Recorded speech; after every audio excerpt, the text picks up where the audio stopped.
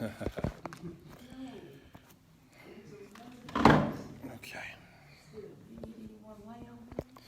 Yeah, is there another light? Can you turn on the other light? Alhamdulillahi Rabbil Alameen, wa salatu wa salam ala ashraf al-anbiya'i wal mursaleen wa ala alihi wa ashabihi ajma'in. Alhamdulillah. Just want to come on real quick and talk to you guys briefly about my up-and-coming book that is called Blended Families, the Blended Family, an Islamic approach to unconventional family structures. And if for those of you who are not familiar with the term blended family or extended family, this is a family that consists of children that are not biologically related to the parents or the guardian, or are biologically related but distant, not immediately related. So this is a family that, for example, stepchildren could be considered a blended family. Taking on children like, for example, raising your nieces or nephews, grandchildren. All right, this is all a blended family structure. It could be taken in orphans. It could be taken in foster children. It could be taken in any children, being the parent or guardian over any child that is not biologically related to you, or biologically but not directly related to you. All right. And this is very important because this is something that has gone on in the Islamic tradition for many years. Even the Prophet ﷺ was a product of a blended family. As we know that the Messenger of Allah ﷺ, his father died 6 months before he was born, which means he was born as what is called a yatim. A yatim, which is in Arabic, is translated in English as an orphan. The Prophet ﷺ was an orphan. His father died 6 months before he was actually born. All right, and in Islam, the fuqaha, the scholars of fiqh, they explain or they interpret the term orphan as, or yatim, as any child whose father dies before the child reaches the age of puberty. And the reason why it's the father and not necessarily the mother is because the father is the one that is responsible for the protection and the financial maintenance of the family. As Allah subhanahu wa ta'ala clearly says in the Quran, الرِّجَالُ قَوَّامُونَ عَلَى النِّسَاءِ بِمَا فَضَّلَ اللَّهُ بِهِ بَعْضُهُمْ عَلَى بَعْضٍ وَبِمَا أَنفَقُوا مِنْ أَمْوَالِهِمْ. That the men are the protectors and maintainers. There's a physical protection over the family, and then there is financial maintenance. And all of that is the responsibility of the father. All right. Now, keep in mind that if a mom, is a single mother, then obviously she takes on that role. Right, she's the mother and the father, and she is responsible for the protection and maintenance of her family. But as long as the husband is present, that responsibility falls on his shoulders. All right. Allah subhanahu wa ta'ala clearly says, "Ar-rijalu," men are the protectors and maintainers of the women. So Allah subhanahu wa ta'ala says that men are the protectors and maintainers of the women because of the strength that Allah has given one of them over the other, and because the men spend from their wealth. So there is a physical protection of the family as well as a financial maintenance.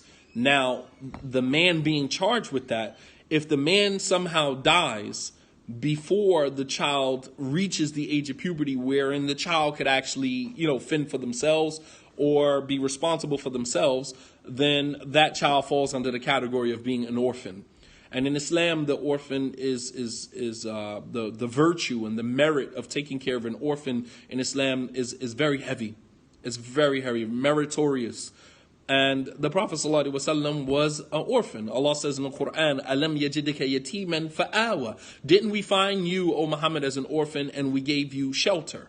Right? We gave you a home that you were raised in. Right? It wasn't your biological home. He was raised with his mom.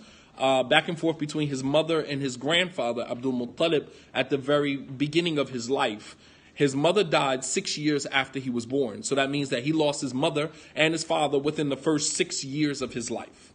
All right, 6 months, his father died 6 months before he was born. His mother died 6 years after he was born. So by the age of 6, Prophet Muhammad ﷺ had neither mother nor father. So he was raised in a blended family. His grandfather took him in, Abdul Muttalib.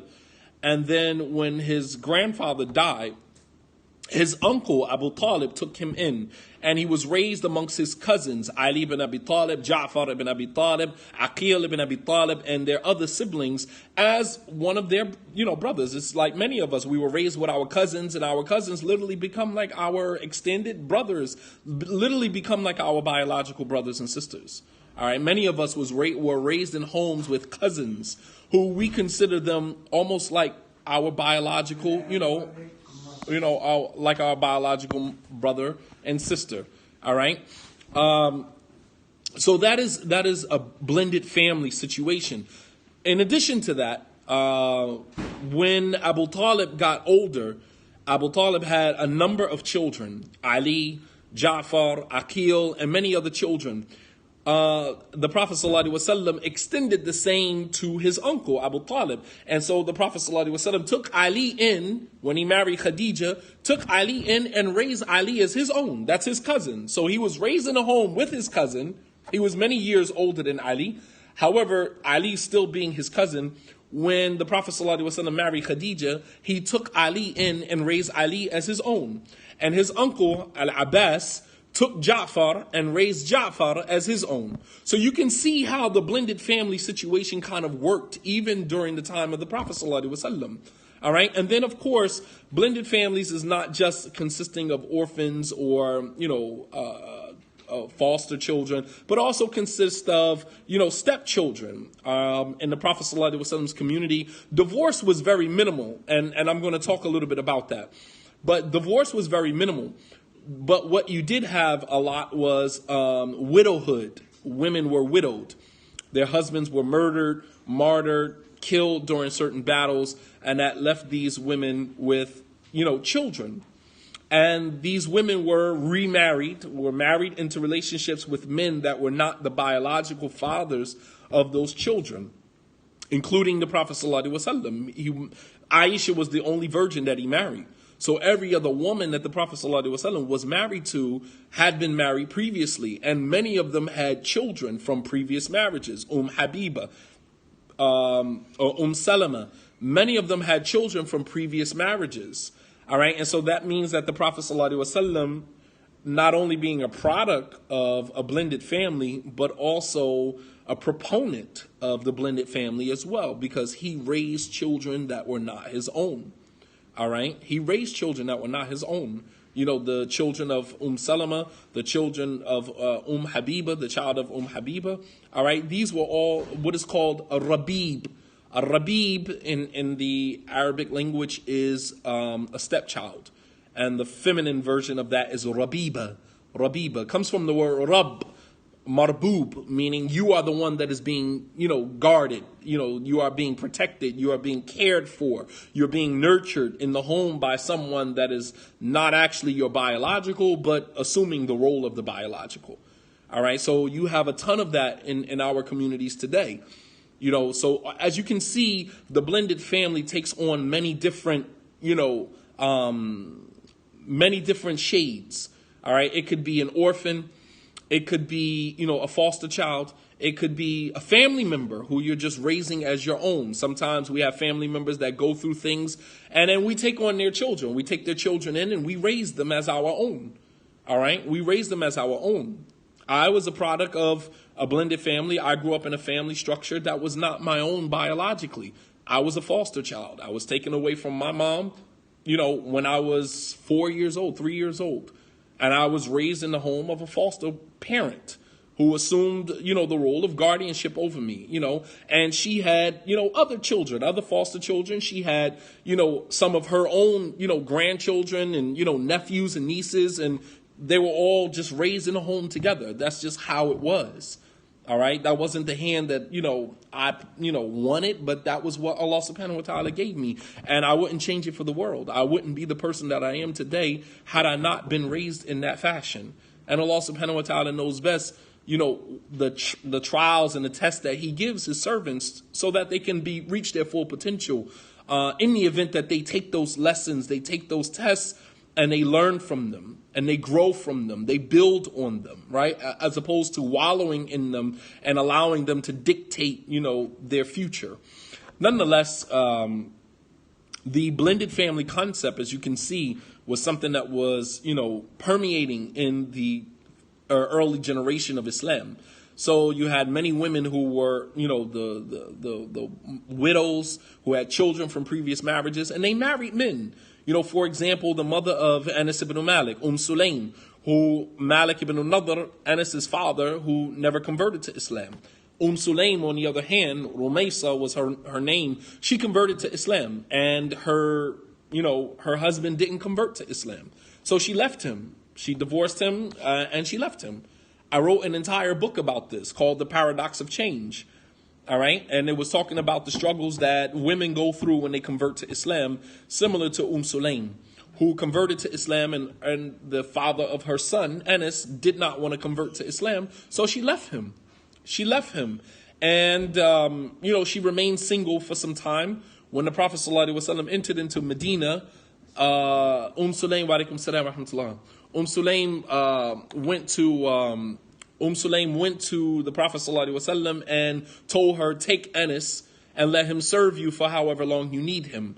And Anas, radiallahu ta'ala anhu, based upon his own, narration, that he stayed with the Prophet ﷺ for 10 years. He said, I lived with the Prophet ﷺ for 10 years, and he never once said to me, for something that I did, why did you do that? Or for something that I didn't do, why didn't you do that? He said, I lived with the Prophet ﷺ for 10 years. He said, and I never touched a hand that was softer than the hand of the Prophet ﷺ. He was giving us a description of his physical qualities as well as his personality. That he was as cool as a breeze, as a morning breeze. And the Prophet ﷺ's hand was softer than silk. And he was just kind of giving us a description of the Prophet ﷺ, both his physical qualities as well as his personality. And Anas lived with the Prophet ﷺ for 10 years. So did Abdullah ibn Mas'ud. Abdullah ibn Mas'ud used to go in and out of the house of the Prophet ﷺ till they used to say that he was one of the Prophet's children. All right. Zayd ibn Haritha, who was a slave, who was given to him by his wife Khadija. And Zayd was raised in the house of the Prophet ﷺ to the point where they used to call him Zayd ibn Muhammad, the son of Muhammad. Until Allah subhanahu wa ta'ala revealed the ayah saying, مَا كَانَ مُحَمَّدٌ أَبَا أَحَدٍ مِّن رِجَالِكُمْ, that Muhammad is not the father of any of you men. All right? Muhammad is not the father of any of you men. وَلَكِنْ رَسُولُ اللَّهِ وَخَاتَمَ النَّبِيِّينَ, but he is the messenger of Allah and the seal of all prophets. All right? And Allah subhanahu wa ta'ala put a stop to that because they used to refer to Zayd as Zayd, the son of Muhammad, because he was raised in the house of the Prophet ﷺ. So as you can see, I'm just trying to give you a glimpse at the blended family dynamic in the early community of the Prophet ﷺ, whether it was, widows, in the case of Sulaym, who she remarried Abu Talha. She remarried a man by the name of Abu Talha, who was actually not a Muslim, And he was very fond of Sulaym. And he came to Sulaym, and Sulaym said, a man of your stature should never be rejected when he asks for a woman's hand in marriage, but you are a disbeliever, and I'm a believer, and I can't marry you. She said, but I tell you what, if you accept Islam, I will make my dowry your acceptance of Islam, and I won't ask you for anything else. And Abu Talha converted to Islam. And I said this before when I was in Atlanta, when, talking to the sisters about the shallow pool of Muslim men and how you have a large influx of Muslim men who are actually going after non-Muslim women, right? And marrying them, and having children with non-Muslim women and preferring non-Muslim women to non-Muslim, to Muslim women. And I said to the sisters there, as I'm saying now, there's nothing stopping you from giving a non-Muslim man da'wah, helping him find his way to Islam, and marrying him. Nothing wrong with that. Nothing wrong with a non-Muslim man being interested in you and willing to, commit to you. However, the only thing that stops you from doing that is the fact that he is not a Muslim. That's the only thing that stops him. And if you can manage to give this guy da'wah, call him to Islam, and he converts to Islam, there's nothing Islamically that stops you from marrying him. And no fault or no sin, right? No fault or no sin on you. You understand?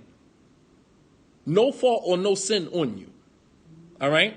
So, it's nothing wrong with that. I mean, convert the guy to Islam. Talk to him about Islam. Talk to him about Allah subhanahu wa ta'ala and about your religion.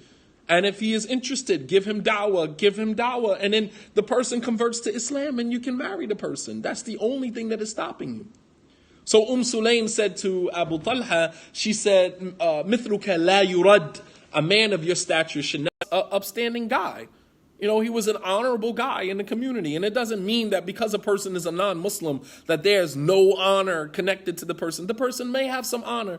Person may be honorable. The Prophet ﷺ supplicated for Abu Jahl and Umar. For whichever one Allah decided to guide to Islam, guide them to Islam. Why, out of all of the disbelievers in the city of Mecca, did the Prophet ﷺ select Abu Jahl and Umar? Amr ibn Hisham, who was Abu Jahl, or Umar ibn Khattab, both of whom were disbelievers. He said, Allahumma hdi ahabba Umarain ilayka ila al-Islam. Oh Allah, guide whichever one of the two Umars, Amr ibn Hisham or Umar ibn Khattab, whichever one of them you want to guide to Islam, whichever one of them you deem a benefit for Islam and the Muslims, guide them to Islam. Why did the Prophet ﷺ select those two out of all of the disbelievers in Mecca? Because the Prophet ﷺ, despite their enmity and their hatred for Islam, the Prophet ﷺ saw something honorable about them. That if those two men could convert to Islam, they would be an asset for the Muslims. It wasn't that because they're disbelievers, they have no honor, because they're disbelievers that they are like the lowest people on the face of the earth. No, people have honor. The Prophet ﷺ said, خِيَارُكُمْ فِي الْجَاهِلِيَّةِ خِيَارُكُمْ فِي الْإِسْلَامِ إِذَا فَقِهُوا. That the best of you in Jahiliyyah will be the best of you in Islam, provided you gain an understanding of the religion. Nothing wrong with that. All you got to do is convert to Islam and learn your deen, and you can have the same status and honor that you had prior to becoming a Muslim in Islam. No different. No different. No different. So you have some people who, even though they may be, show animosity and hatred, most of the time is due to ignorance. Most of the time we hate what we can't change, and we fear what we don't understand. We fear what we don't understand. All right?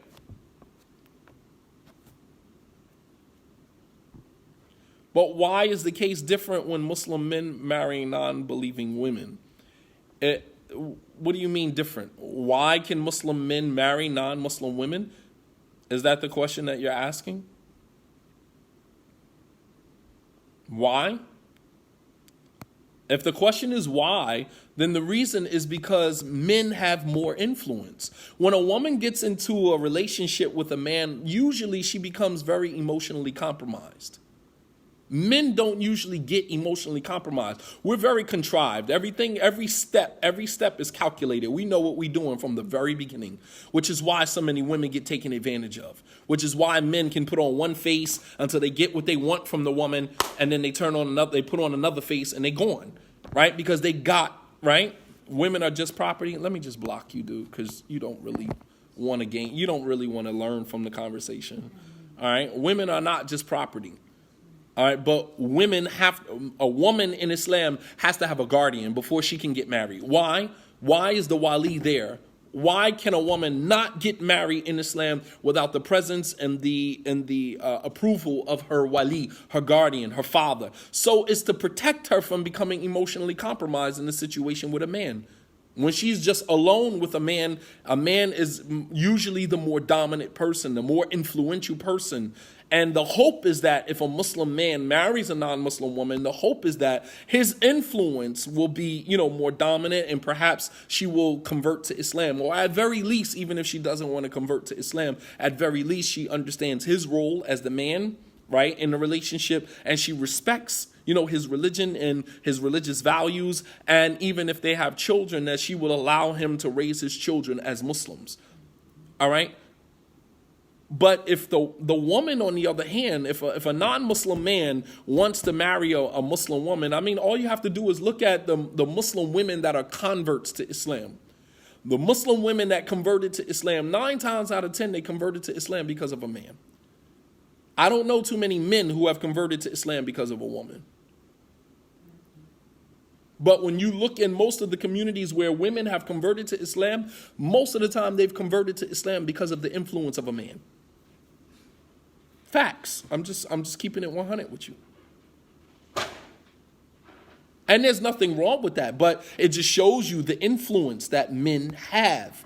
And Islam does not jeopardize a woman's faith and a woman's belief in Allah subhanahu wa ta'ala by allowing her to marry a man that is not of the same faith. Islam would not put her in that type of jeopardy, because a woman could leave Islam if she was allowed to marry, a man that was not Muslim because of his influence, because of her being, the propensity to become emotionally compromised. So that and other things, but that should be sufficient. Nonetheless, understanding the concept of blended families. Fast forward to today in the Muslim community, we have a ton of blended family situations, all right? Ton of blended family situations, women who were widowed, who remarried, women who were divorced, and they remarried and they had pre-existing children from a previous situation, women who take in foster children, women who adopt children, women who take on other family members' children, whether they're grandchildren or their nieces and nephews or whatever the case may be. And there are certain Islamic guidelines. And believe it or not, most households, especially in the African American Muslim community, most households consist of a blended family dynamic. Most households have right now in it a child that is being raised and cared for that is not the biological child of either one of those parents, whether the mother or the father, or both. And this is due to the high rates of divorce in our communities today. In the Prophet ﷺ's community, rates of divorce were very minimum. And in my book, The Blended Families, I talk about the reasons why divorce in the Prophet ﷺ's community were very minimal. I want to talk about why the divorce rates in our communities are so high, which has given way to this blended family dynamic. And the thing about it is that the blended family situation is very dangerous for a number of reasons. Number one, and I want sisters who are parents to children, especially daughters, I want you guys to pay attention, because we've seen many incidents in the Islamic community where women who have pre-existing children from previous marriages who remarry into relationships with men who are complete strangers to their children, that those children are put into harm's way. The daughters of these mothers are sometimes molested, sometimes raped, sometimes taken advantage of in a sexual manner, because they don't realize that the men that they married were sexual predators looking for the opportunity to take advantage of their daughters. In some instances, the boys are molested, are raped, are taken advantage of, wallah al-azim, even in the Muslim community. And this is not restricted to the African American Muslim community, but more so in the African American Muslim community, because we have the highest rate of converts. In the Indo-Pak Arab communities, they don't have high rates of converts. Most of them come from Muslim families. So you don't find high rates of, converts or reverts in their community. You find that amongst indigenous Muslims, African Americans, and other cultures, where we have high rates of converts to Islam. And as a result of that, a lot of times people come into Islam with their illnesses, mental illnesses, sicknesses that they bring with them from Jahiliyyah into Islam. And because we don't there's no concentration on that. We don't highlight that. We don't underline that in our communities. We throw a blanket over it by the person being able to regurgitate some comments and phrases that he learned in a lecture. I'm Salafi, my pants is here, my beard is here, I have a prostration mark. I know the jargon. I can regurgitate the jargon, inshallah, mashallah. And when we hear that, we kind of let our guard down, because that sends a signal to us that this person has obviously made the conversion to Islam. But what we don't realize is that that person is just using all of that, the jargon, the lingo, the dress, using all of it to throw a blanket over some mental health issues that the person has. You understand? We have to stop blanketing our mental health issues. Mental health issues in the African American Muslim community are rising. They're on the rise. They're alive and well. Make no mistake about it. Because that's the only way that we can chalk up a man marrying a woman and molesting her daughter. What else would it be? What else would it be if it's not mental health issues? And then we'll manipulate Islam. We'll co-opt Islam. We'll co-opt the Sunnah, right? And we'll repackage it as being rigid and firm and stern on the Sunnah, when in fact it's not being stern and firm on the Sunnah. It is actually mental health illnesses that you are suffering from, but you're using the Sunnah to throw a blanket over it to make it look like it's not abnormal. But any person who has any sense that sits back and look at how some of these brothers and sisters function in their marriages, you can clearly see that there are mental health issues there. Clearly. And in the meanwhile, in the interim, you have children that are being pushed into these situations, pushed into these marriages, right? The daughter doesn't even know her mother because the mother was in the previous marriage. She changed every single facet of who she was to meet every single need of this man that she was married to, which she was never able to satisfy. He ended up divorcing her. The daughter can't even reconnect with her mother because she don't even know her mother, because her mother is not the same mother that she was when she married the man. He divorces her, right? She's scrambling, trying to find herself. The daughter trying to reconnect with her mother, and the mother jumps right into another relationship all over again. The daughter, the son haven't even had a chance to reconnect with their mother, the true mother that they knew before she married the man that she just got out of the relationship with. And there's a desperation. Women will pretty much do everything under the sun just to remain married to the individual. Change everything about them. And no matter how much changing you do, it never seems to be good enough, because he still ends up marrying somebody else or divorcing you for somebody else anyway. So you never seem to be good enough. But yet here you go, unclothing yourself, taking off piece by piece by piece, and then putting, pieces back on, right, to become a whole different person for this individual who never even respected you from the door. Because love doesn't require you to, change your personality. Love is the person accepts you for who you are. You may moderate, you may, modify or, change a few things about yourself, but your personality is what it is. It is what it is. So you have these children that are being, pushed into these situations, pushed into these marriages. Then, there's the molestation. Then there is the rigid practice of Islam. So here it is. The mother and the children, they were doing fine. Mother marries a man. Let me give you the scenario. Mother and children, they're fine as long as the mom is by herself. There's some lackadaisy. There's some lax, practice of Islam. Women, they try to placate the feelings of their children. There's a feeling of guilt that you divorced their father or you're not with their father. So there's a feeling of guilt. Right? And so they kind of let the children just kind of, do them because there's a feeling of guilt. There's a feeling of, being responsible for the separation of the family, the fragmentation of the family. So then the woman remarries. This woman and her children, they were fine. Right? They were fine. Then she remarries to this brother A. Right? And brother A comes in and he's going to rearrange the whole thing because in his mind, you ain't practicing Islam right. All right? So your daughter need to wear hijab. She's only 7, 8. She got to wear hijab all day, every day. Never step out the house unless she has on a hijab. 7 years old, 8 years old. Not even reached the age of puberty yet. Right? The son has to cut all of his jeans above his ankle. Jeans that you paid good money for.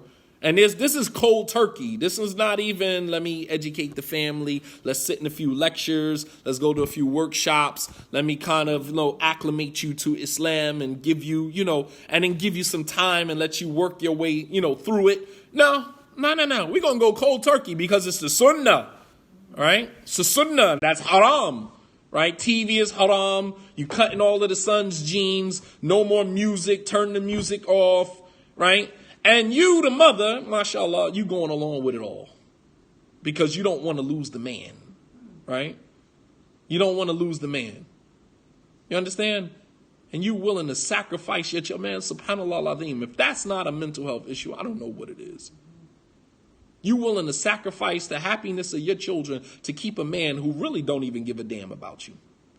Because if he really cared about you, he would take the time out to grab you by the hand and walk you through it. See you through it to the end. Show you that there is some light at the end of the tunnel. He don't even take the time out to do that. It's his way or the highway. Ultimatums, either you do this or I'm leaving or I'm marrying another woman because I can't deal with this. Right, mashallah. Mashallah.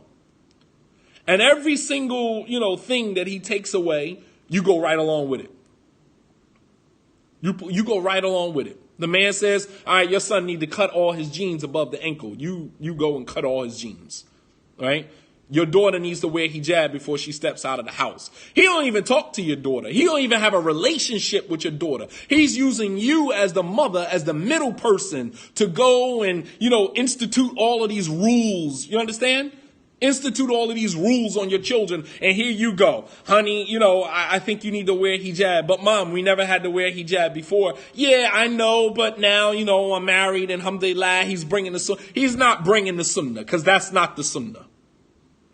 He's not bringing the sunnah. Stop placating the feelings of this extreme individual in your home and implementing these things, superimposing these things on your children without any knowledge, without any understanding, without any wisdom, without any time to give them space so that they can develop at their own pace. And these children are tortured in these homes, man. Tortured. You understand? Yes, he's bringing his mental illness and superimposing it on you, and you accepting all of it. Every single bit. You don't oppose anything. You don't say, wait a minute, we just got married. Give me some time and let me work my way into that. You don't say any of that. You don't say any of that. Why? Because you don't want to ruffle no feathers. You just got married. You want to obey your husband. MashaAllah. You want to obey your husband? So you just as sick because you using Islam to put yourself in an inferior place. You're using Islam to make yourself more inferior. How long did Allah subhanahu wa ta'ala take before he revealed the ayat of hijab? How long were the Muslim women walking around in the Islamic community before Allah subhanahu wa ta'ala commanded them to wear the hijab? The ayat of hijab, one ayat is in surah number 24, the other ayat is in surah number 33. Both of those ayats were revealed in the Medinan period, meaning Allah did not concentrate on the dress of the Muslim women until after the 13 years in Mecca and then 5 years in Medina. That's 18 years. You're going to marry a woman and her daughter going to put on hijab within the first 18 days. You understand? I ain't trying to hear all that. Allah subhanahu wa ta'ala said, you got to put on the hijab, you putting on the hijab. MashaAllah. MashaAllah. Not to mention this is not his biological child, but he's paying the rent or he's the man of the house, right? He's the man of the house. So therefore, you have to acquiesce. I'm just keeping it 100, man. I'm not here to play with your feelings. I'm just telling you how it is. And these children are being tortured in these homes. From the angle of molestation, from the angle of, mental health issues that are being superimposed on them under the guise of religion. Yeah. So a lot of, the blended family situations that we have. And then, of course, then there's the baby mama, baby daddy drama, right? No child should be tortured in a, co-parenting relationship because the ex-husband and the ex-wife can't seem to figure out how to co-parent and make this child's life as healthy as it possibly can be. And then the husband marrying in or the woman marrying in got to step into this whole mess between this ex-wife and this ex-husband, all right? Meanwhile, and the children in between them are being, and Allah subhanahu wa ta'ala said, وَلَا تُضَارُّ وَالِدَةٌ بِوَلِدِهَا وَلَا مَوْلُودٌ لَهُ بِوَلِدِ That no woman, no father should be harmed on account of his child, nor any woman, nor any child harmed on account. No child should have to suffer the consequences of the decisions of the parents that were in the best interests of the parents. Those interests, that desire to separate, that desire to divorce was in the best interest of the parents, not the child. And the child shouldn't have to suffer for a decision that was made by parents that were in the best interests of the parents, not the children.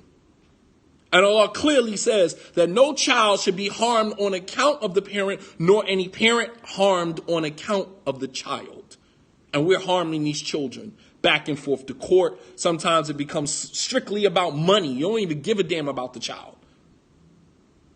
It's not even about the child. It's about, let me pay you your child support money. Get the hell out of my face. You and the child. Take you and the child and get out my face. It ain't even about the children. It ain't even about co-parenting. And then we're wondering why this next generation of Islam want absolutely nothing to do with Islam. They want nothing to do with Islam. Unless it's on their own terms. And on their own terms, it just means that I'm Muslim by name. No salat, no fasting, no nothing. They want to practice. They want Islam on their own terms. Because to invest any more of themselves in a religion that, was used, as the whooping stick, during their childhood, man, it means to invest more of themselves in something that they don't even believe in. It means to invest more of themselves in something that they themselves don't even believe in. And, these are all of the things that I'm speaking about in this next book called The Blended Family, an Islamic approach to unconventional family structures. As I said, that a lot of the blended families today are as a result of divorce. And the divorce rate in our communities are so high for a number of reasons. Number one, and I'm not going to go into all of them, but I'm just going to give you a few. You got to buy the book in order to get the whole thing. Number one, the book is not available now. The book will be out at the end of July. I was supposed to have it done by the 1st of June. However, Ramadan kind of set me back a little bit. But the last week in July, inshallah ta'ala, the book will be available. Number one, the main contributor to the high divorce rates in our community is the culture of narcissism. We live in a culture, society that is permeating with narcissism. Narcissistic personality disorder, NPD. You understand? Narcissism, where it's all about me. And I only go into a relationship to get from the person what I can get from them. Once I get from them what I needed from them or what I wanted from them, then I'm out and it's off to the next person. All right, this culture of narcissism where you don't necessarily need to fight for anything because your presence in anybody's life is a favor to them, not a favor to you. You are doing them a favor.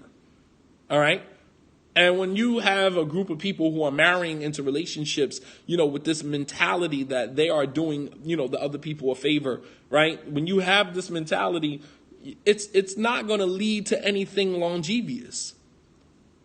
It's not going to lead to anything. As Allah says to the Bedouin Arabs, وقالت الأعراب آمنا قل لم تؤمنوا ولكن قولوا أسلمنا ولما يدخل الإيمان في قلوبكم. And the Bedouin Arabs, they used to brag. They said, sorry, not that ayah. The ayah where Allah subhanahu wa ta'ala says, يَمُنُّنَّ عَلَيْكَ أَنْ أَسْلَمُوا قل لا تمنوا علي إسلامكم بل الله يمن عليكم أن هداكم للإيمان إن كنتم مؤمنين كنتم صادقين. Allah says in Surah Al-Hujurat that the Bedouin Arabs, they consider their embracing Islam as a favor to you, O Muhammad. Say to them, your Islam is not a favor to me, but a blessing from Allah to you.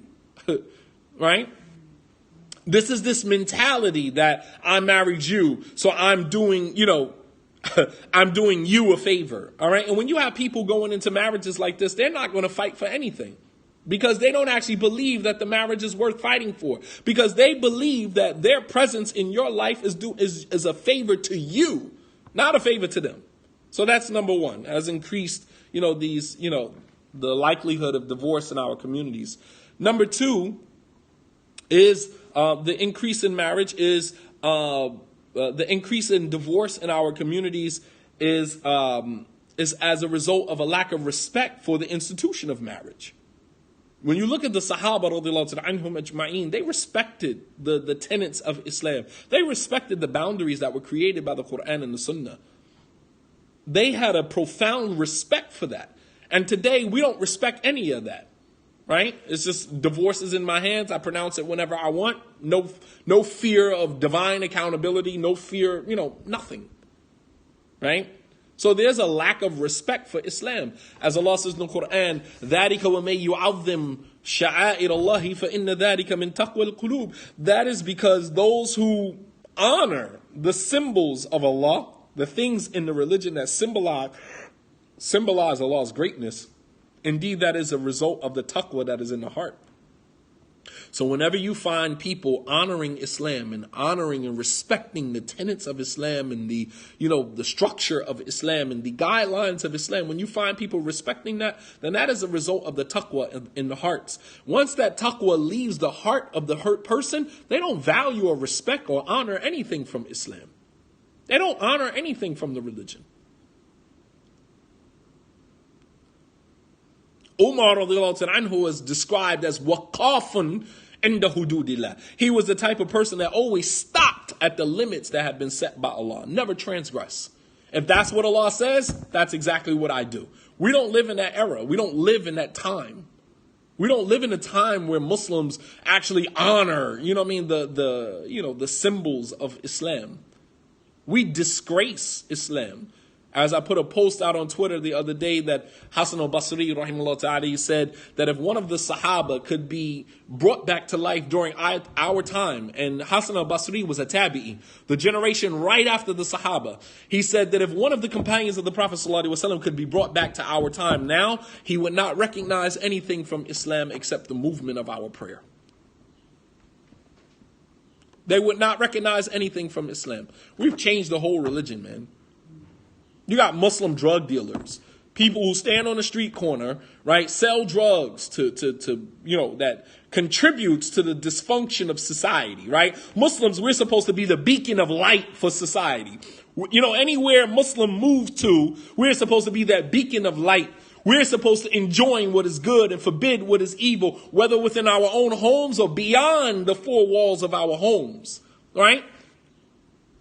And you have Muslims who are contributing to the debauchery, to the dysfunction of society, and then pop up on Jumu'ah with a white thobe on as if you holier than thou. MashaAllah, tabarakallah. You have got to be kidding me. You have Muslim women who are married to Muslim men who sell drugs, and you buy food with money that is haram. You feed the mouths of your children. You out here buying Louis Vuitton and Gucci and all this other stuff with haram money, putting it on your children, taking pictures, putting it on the internet as if it's all good. Like you're not going to have to account for every single dime that you took of money that was haram. Are you accountable for all of that? The Prophet ﷺ said that the foot of the child of Adam will not take one step on Yawm al-Qiyamah until you're questioned about four things. One of the four things you're going to be asked about, an malihi, ayna maktasamahu, wa fima anfaqahu. You will be asked about your wealth, how you earned it and how you spent it. You understand? You will be responsible for all of that, every single dime. It looked good on the gram. It ain't going to look good Yawm al-Qiyamah standing in front of Allah subhanahu wa ta'ala. Tell you that. I tell you that. Don't do it for the gram. Do it for Qiyamah, Yawm al-Qiyamah. So you have that dynamic. You have narcissism. You have this, this lack of respect, lack of respect for Islam. What else contributes to the high divorce rates in our community is this fight or flight syndrome. Right? During the time of the Prophet ﷺ, people fought for their relationships. Today, we flight, we leave, we run from our relationships. When people experience trauma, we have a fight or flight syndrome. Right? That's natural. When we are in traumatic situations, we're cornered, we're going to fight, and the moment we get an opportunity to run, we run. Same thing happens in relationships, because relationships can be traumatizing. Relationships can be traumatizing. That's just another area of our lives where we experience trauma. And in that, we either fight or flight. But we live in an environment where we flight, we run. We don't stay and fight. And perhaps we don't stay and fight because we don't feel like we've invested anything. If you haven't invested anything in your relationship, why in the world would you stay and fight? You have nothing to fight for. You didn't invest in it. You're going to run because you don't have an investment. You married a woman, you had a couple of kids with her. You didn't build a life with her. Anybody can get married and have a couple of kids. You didn't build a life with her. You didn't build a life with him. You got married to him. Your mind was on, the moment I get an opportunity to get out of here, I'm out. Both men and women. You have women that don't fight for their relationships either. This is not a one-sided conversation. It's not a one-sided conversation. You have many women. Oh, he divorced me? Well, then, obviously, okay, well, so what? He divorced you. Maybe he didn't understand. Maybe he was angry. Maybe that was his default, his go-to. That doesn't stop you from saying, I don't want to be divorced. Some women do fight. Some do. Some do. More than men do, anyway. I can say that. More than some men do. And the last thing, number 4, is the reason why there's high rates of divorce is because there are too many options. We have a cosmic pool of options, right, that we can opt for. So we don't really have to stay in a relationship. We got options, both men and women.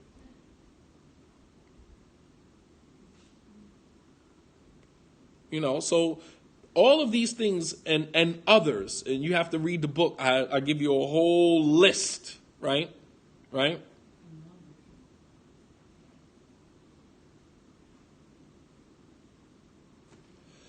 So,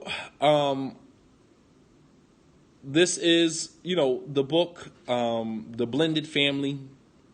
And it's important for us to understand how to create homes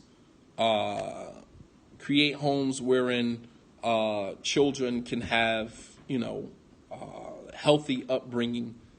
That we want to make sure that what is coming out of our home, what we're producing in our homes, is going to be pushed out into society and having positive impact on the environment that is around us.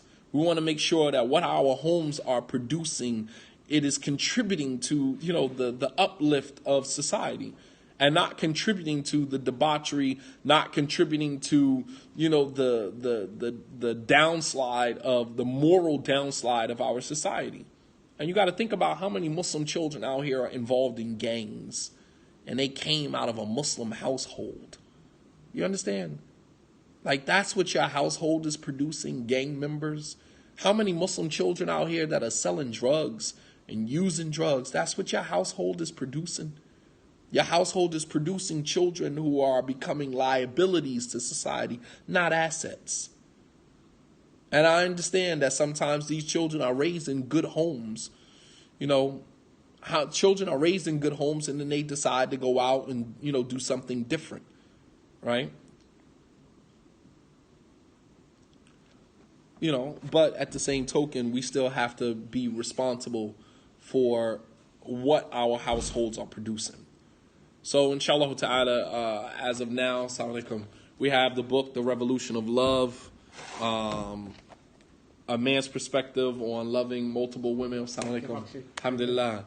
A man's perspective on loving multiple women in a non-traditional marriage, i.e. polygyny.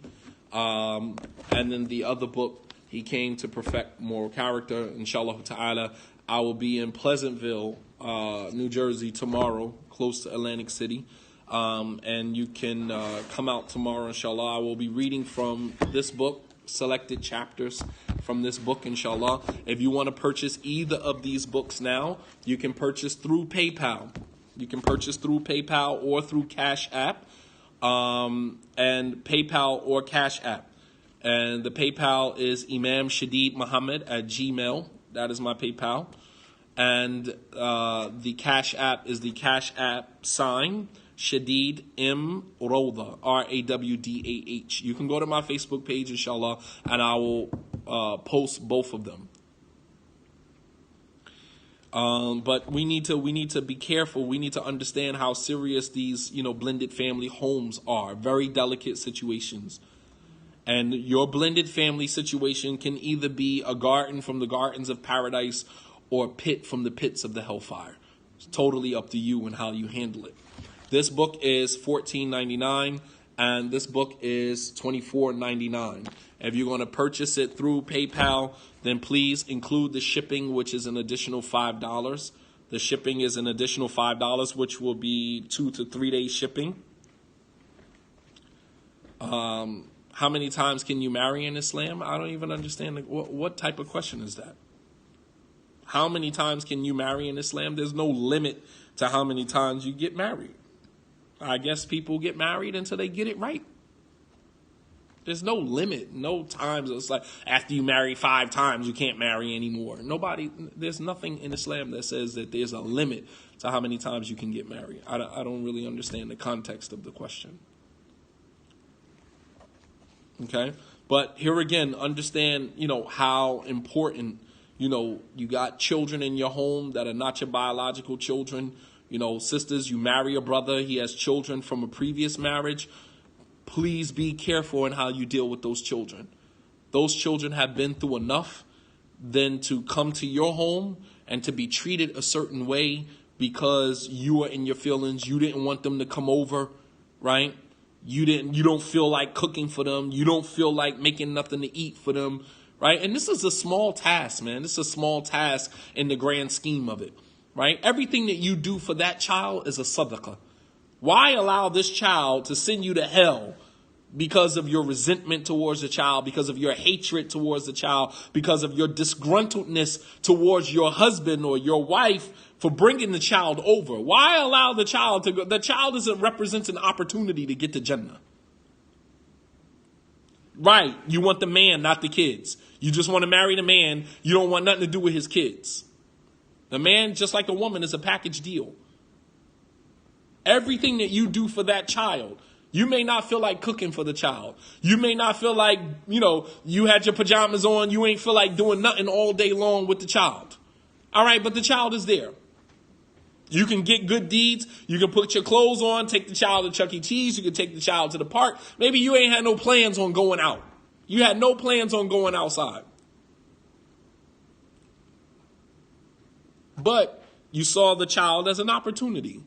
But why are we taking our frustration out on these children, man? These children have been through a lot. They are children of divorce.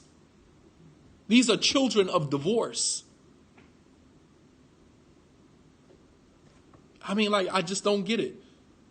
You angry at your husband for bringing the child over there. And of course, there should be rules of engagement. Men that are married to women and have children from previous marriages, you can't just show up, going to pick your kids up from their mother's house and then showing up and dumping them off on your wife. Your children came to spend time with you, not your wife. You understand? When you go pick your children up from their mother's house and bring them with you, the children are coming to spend time with you, not for you to dump them off on your wife and just keep going. Hey, can you watch the kids? And I'm going to keep it moving. Your kids want to spend time with you. We're going to pick up our kids talking about, I spent the weekend with my kids. You ain't spend the weekend with your kids. Your wife spent the weekend with your kids. You went and picked them up and dropped them off at somebody else. All you've become is a driver, right? You're a driver. You go pick them up from one house, drop them off at another house, and then when they're ready to go home, you pick them up from that house and drop them off at the other house. That's what you are. You are the chauffeur. How is that parenting? How is that spending quality time with your children? I'm really trying to figure that out. So this is the book that we have, inshallah ta'ala, The Blended Family, an Islamic approach to a non-traditional or unconventional family structures. Very important, inshallah ta'ala. The book will be out. The book, inshallah ta'ala, will be out the last week of July, inshallah ta'ala, the last week of July. And I'll keep everyone posted about the book. Jazakumullahu khairan for taking time out to listen. May Allah subhanahu wa ta'ala bless you all and reward you all. Wa sallallahu ala nabiyyina Muhammad wa ala alihi wa sahbihi wa sallama tasliman kathira. Wa akhiru da'wana anil hamdulillahi rabbil alameen. Wassalamu alaikum wa rahmatullahi wa barakatuh.